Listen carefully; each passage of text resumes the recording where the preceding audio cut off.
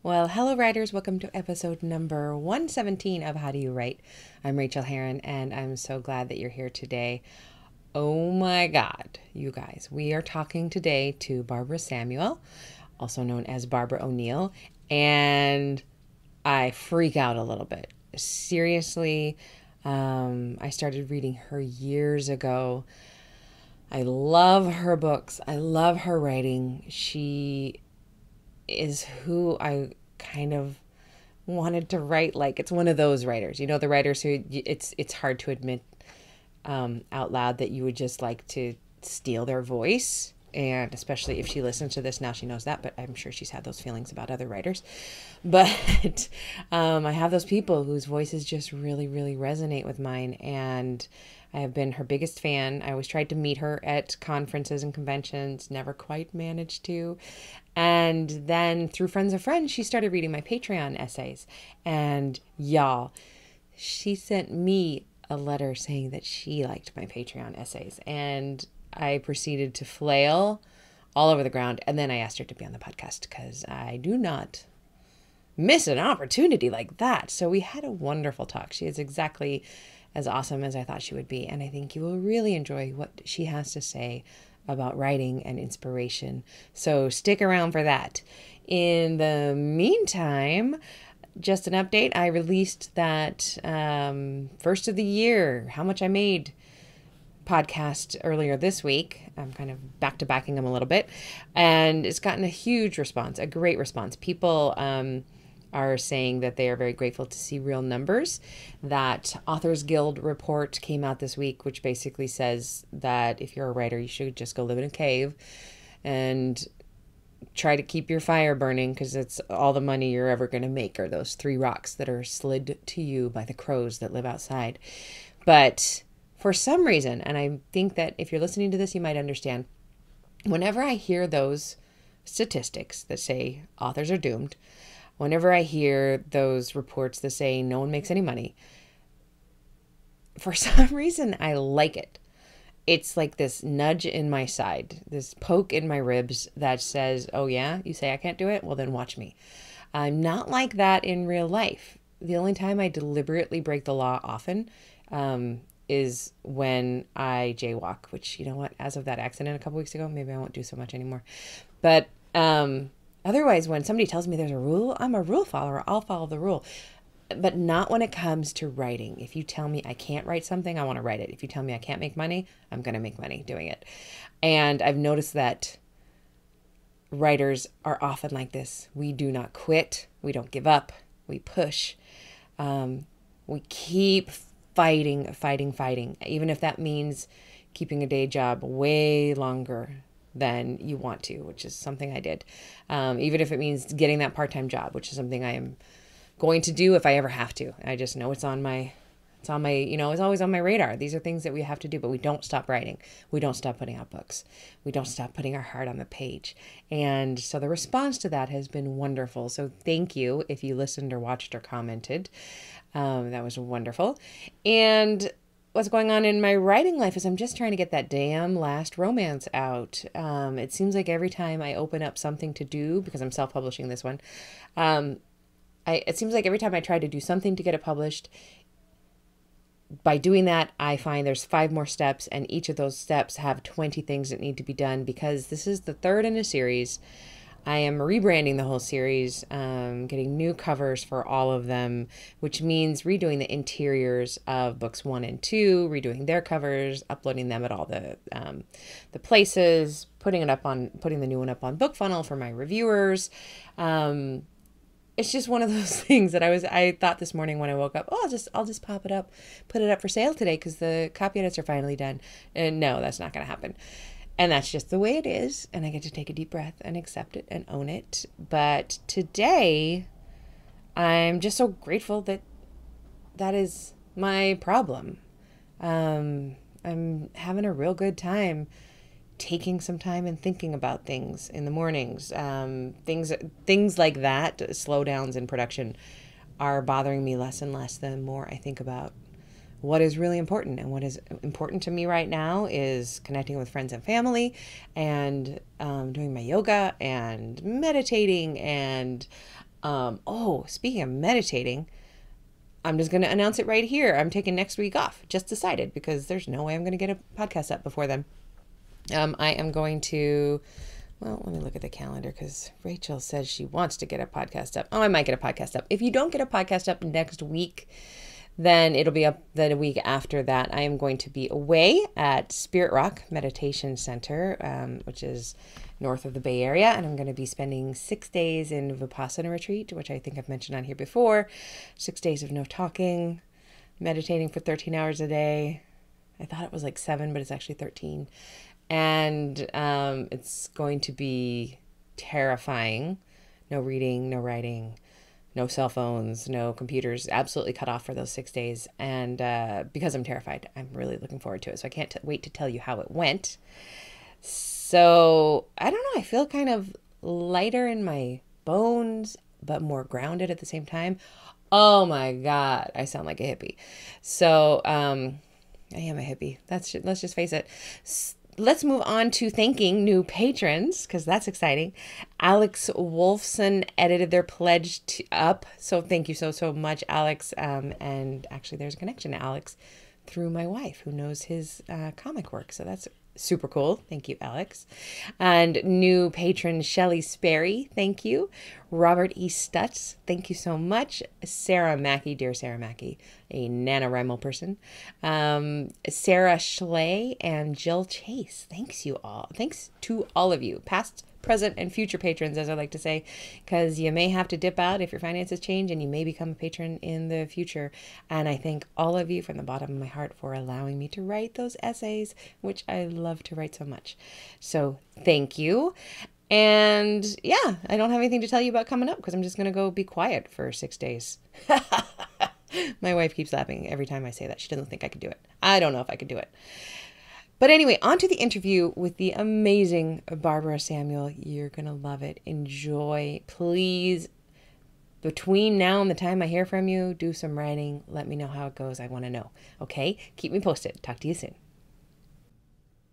Okay, well, everyone, I could not be more pleased today to welcome Barbara Samuel to the show. Hello, Barbara.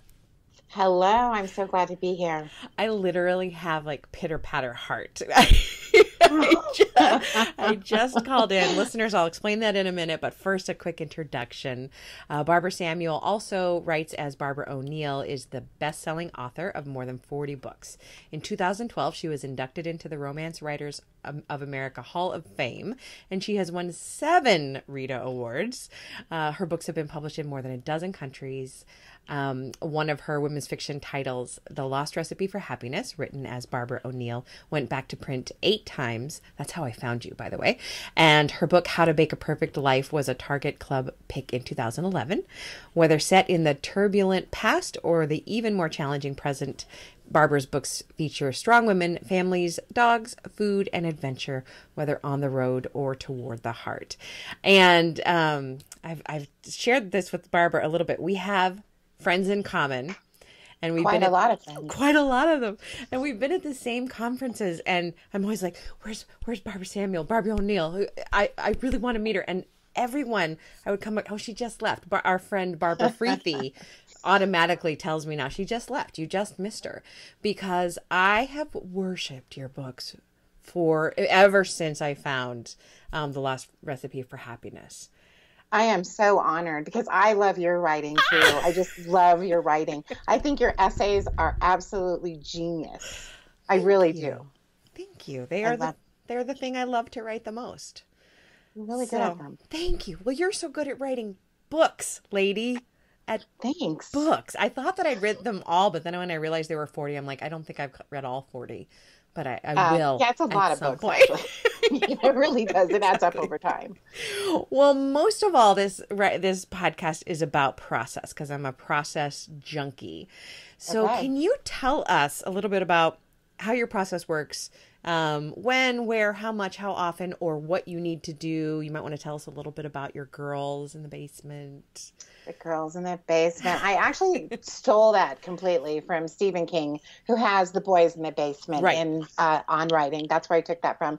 And it was just a phrase that just clicked with me so hard that I visualized them all immediately. The rebel and the church lady and the one who tries to keep us like on the straight and narrow, and the one who's like, forget it, I have stuff I need to do and I've got to live a wild life.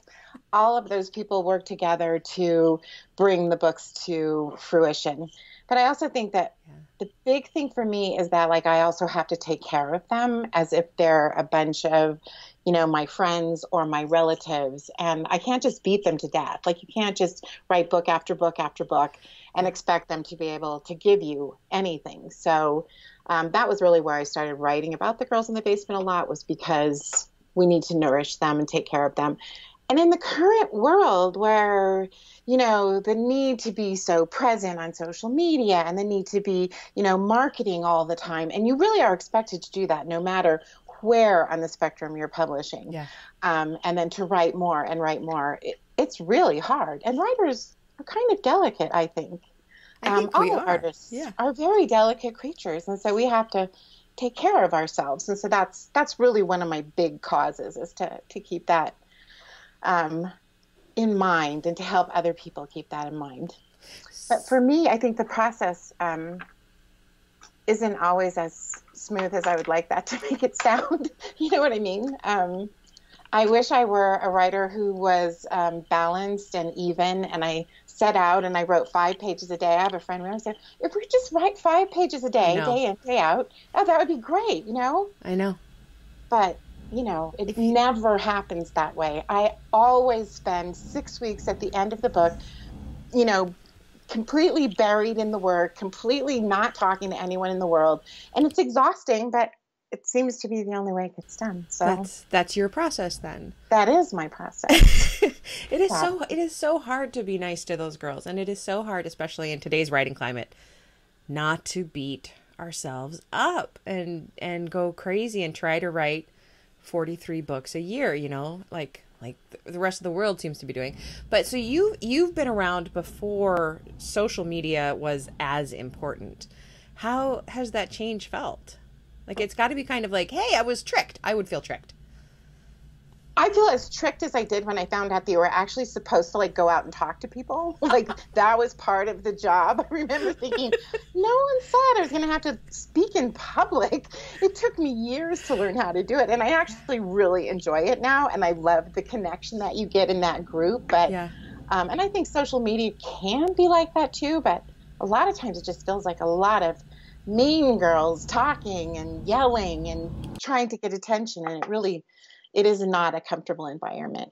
I think we all find 1 or 2 social media platforms that are acceptable. For me, they're Facebook and Instagram. Both of those feel kindly, and it feels like I actually am making a connection.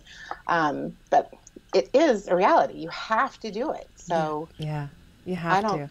I don't necessarily have to love it in order to have to do it. Then how do you schedule your days when you're actively writing a book? Where does that fall? How do you make that kind of balance? I don't know that I actually have a schedule for social media. I post. I was on really, really early. I got onto the social network Genie. It was ancient. I remember that. I don't think I was on it, but I remember hearing about it. I think I signed on to it in about 1989, and it was a DOS-based system, and you all had your own rooms. Like, so each writer had her own room, and she would talk about whatever she wanted to talk about there. And people who wanted to could come in there, and people who didn't, it didn't matter. It was great. Yeah. So it's a lot like Facebook in that way. So, and it became just like a habit that I was there, and I would visit other people's rooms like that. So that's pretty much what I do now, too. It's a daily thing. I post more, honestly, to my personal page than I do to my public pages. But you have to be more thoughtful and more, you just have to not just post anything and everything that comes to your brain, to your public. Right.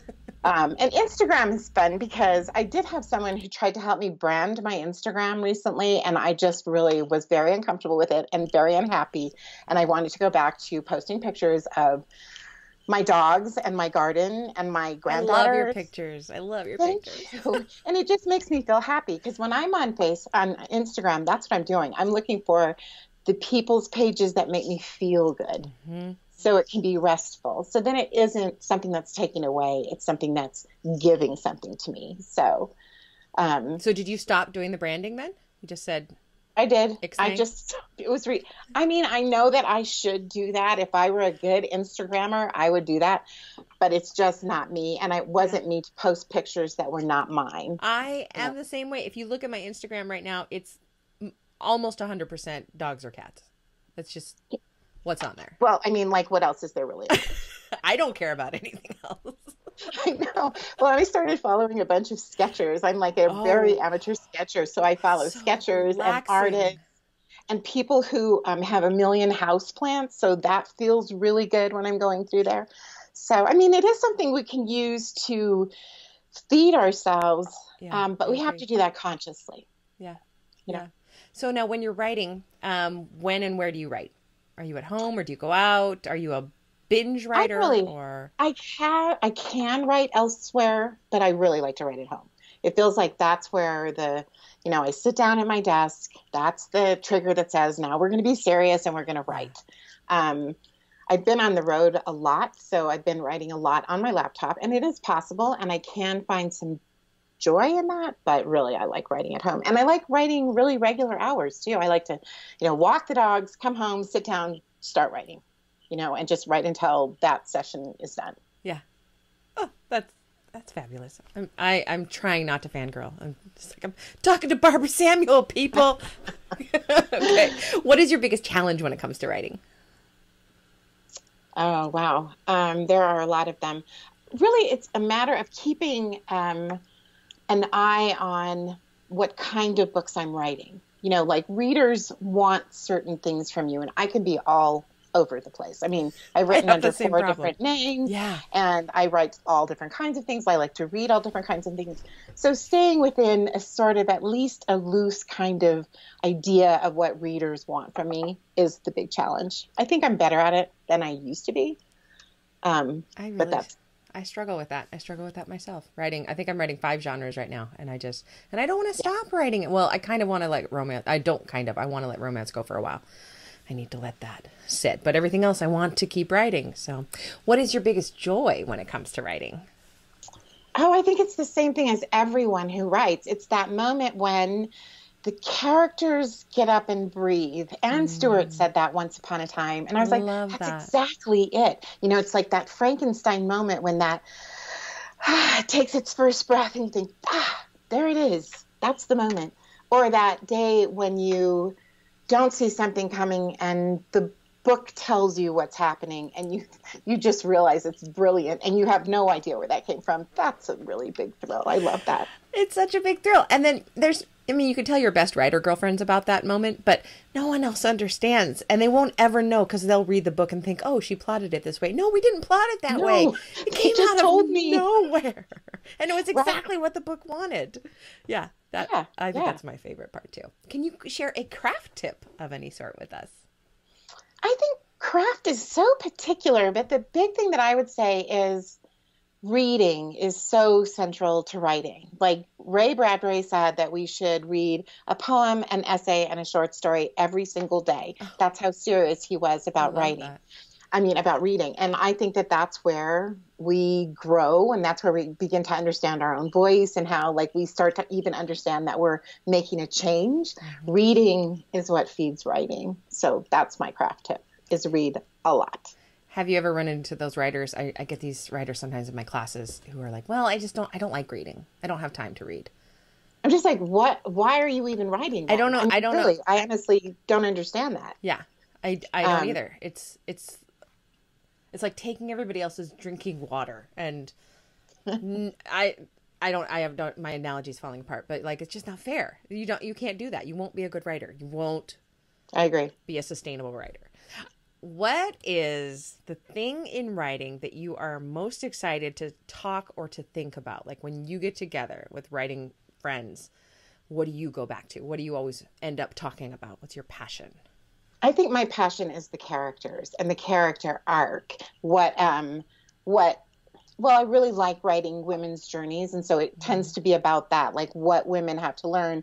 And also that part of the writing where I connect with some other person, like a stranger, I might not ever talk to her or know that she even is on the earth. And we have this intimate, deep conversation. I really love that part of it. And I love like trying to find those universal points that we all sort of run into at some point or another. That's the part of the craft that I love the most. Do you ever have this problem that I run into in my own work, is that I tend to write the same character over and over again, and her wounds are similar. And I realize, I've realized this halfway through like 5 or 6 books. I'm like, oh my God, I'm writing the character who's scared of things and who has set up her life to protect herself, and now she must move out and be brave. And I'm like, I know that that's coming from the back of my psyche. How do you keep from doing that? I'm not sure that we can. Okay. I think that sometimes what I think we're doing is we're kind of stuck with this basket of things, right? Right. Like, so I can't have your basket. I want your basket, but I can't have it. Right. No, Yeah. we're all kind of stuck with that same thing. Like a friend of mine always says, oh, there's the wounded father. Like over again. And I never have a wounded father. I never have that in mind. Like there's the terrible father or whatever. Yeah. You can't ever, and like they might be disguised, but oh, there it is again. There's the whole story again. So I think you kind of have to just make peace with that and try to make it as original as possible every time. I'm always trying to find out why and how some people survive terrible things and some people just crash and burn. Like, why does that happen? I have written that story, as many times as I've written a book, and I think I'll probably write it every single time. And when you think about it, that's why people come to our books, right? Is because we do tell the same story. And I go back to you for that core story because I want to read that core story. I don't write that core story, but I want to read it constantly. So that's why I go back to your books. Well, see, and that's why we pick all of the writers that we choose. Yeah. Like, I need this person to take me into this world. And like, we're going to be in different moods and go to different writers. But if I suddenly start writing some other kind of story, then readers are going to be like, I used to really love her books, but now I don't anymore. Right. But you could write a spaceship story and it would still be a you story. It doesn't matter where we place them. It's about what's inside those. That's exactly those right. Yeah. Although please don't write a space station. But like writing across all those genres, you're probably still taking your core story in all those genres. I get called comforting a lot, and I don't know why I'm comforting. And I remember I wrote this story in which, what's that?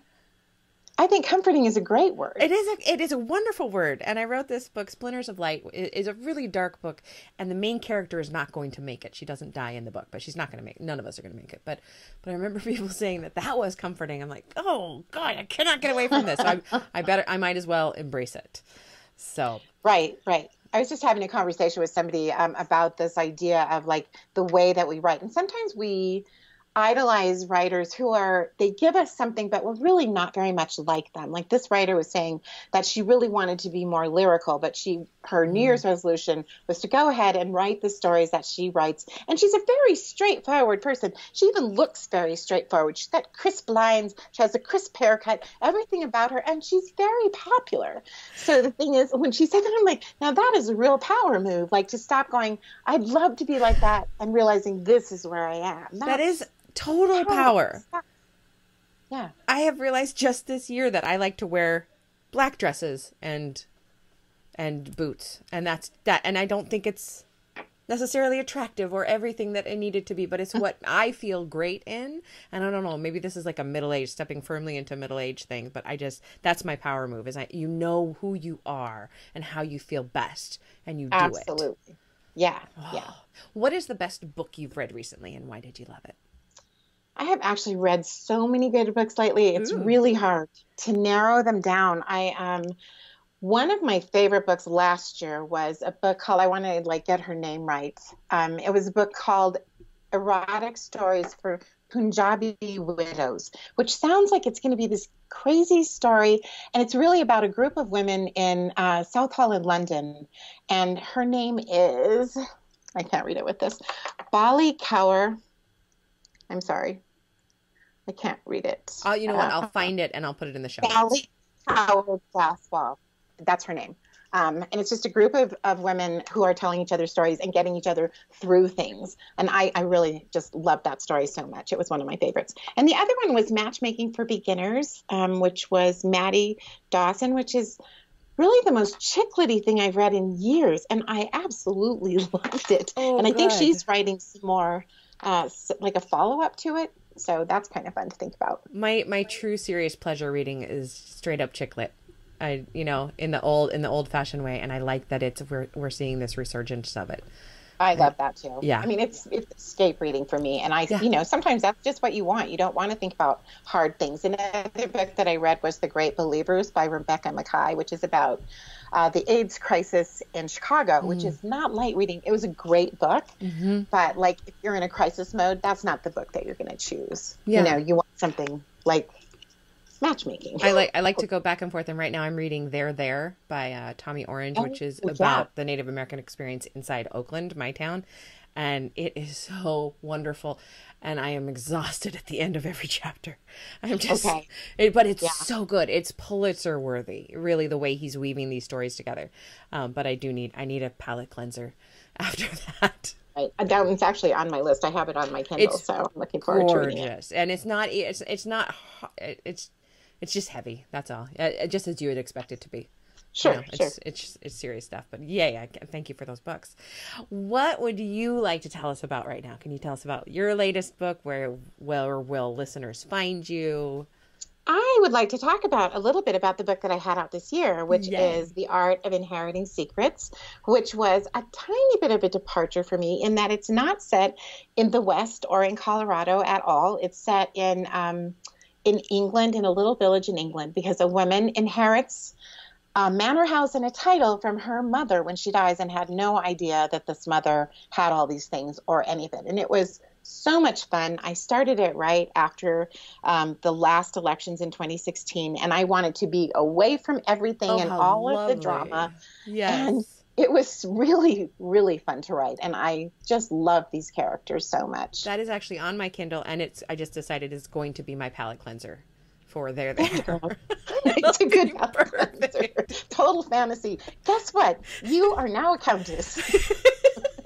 We all want that story. It's what Kurt Vonnegut said. Cinderella is the most famous story every time. Somebody turns around, writes another one, and that's what we want to read. So who doesn't want that, right? I want that. I will tell you. Me too. Where can listeners find you? Where's the best place?